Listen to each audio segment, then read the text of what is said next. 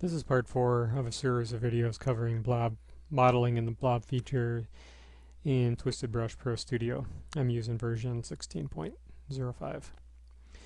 In the previous two parts covered creating your model and shaping the model. I went and shaped a little bit further from the previous part, and in this part we'll cover the painting. So you'll notice the object and model here is still just all gray. We see the shading and in highlights within here, and we can continue editing it as much as we wanted to or add additional objects. In addition, we could work on separate layers as well and merge them together if we want, or keep them separate and paint them separate. For the purpose of this video, I'm just keeping it on a single layer to make it a little easier to show. So here we are going to select a brush from our Blob Paints art set. Within here there are a series of brushes which are designed for painting your blob objects that you've already created. So here I'm just going to select this basic blob paint brush and select color. So you can see we can paint it, and we're not painting any of the background, we're just painting our object. We painted the whole object very quickly. We still see the same highlights and shadows. Of course, the one advantage here with blobs is we have a full separation of the highlights and shadows from the actual colors that we're working with, so we can go and change it anytime we want the colors. So that's one definite big advantage of working with blobs is the ability to do that. So here what I'm going to do is just color this a little bit, selecting black and coloring this area. I'm going to select a different brush, the Blob Speckled Airbrush. Let's go with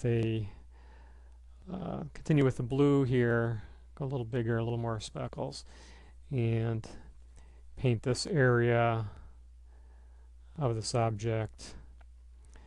I think down here I'm going to go a little darker, but keep it speckled. And we still see the highlights, so we're not really seeing a lot of the difference there. We could always go and change the highlights and shading afterwards if we like.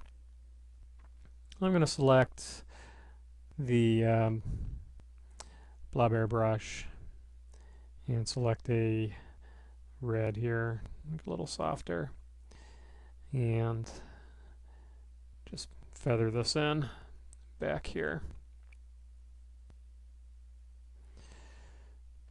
So we're going from our basic gray model to this painted object with some painted texturing, some smooth feathering, and such. So again, we see another advantage here of this separation of the highlights from the actual colors, is it allows us to do this type of editing without altering the highlights and trying to do them both at the same time, which is what is traditionally done. I'm going to go back now and select the soft lower to show that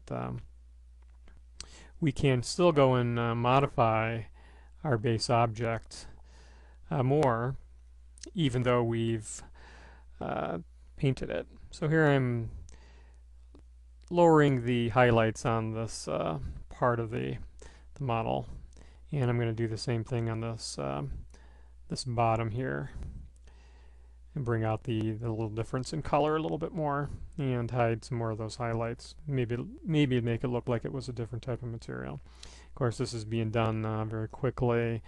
Given a little more time, you could make this look, of course, a little nicer. So there you see some of the advantages of working with blobs and being able to go back in and paint, and you can go back and switch back and forth. But keep in mind, once you go into the modeling stage or the painting stage, your highlights might be a little harder and your shadows might be a little harder to see.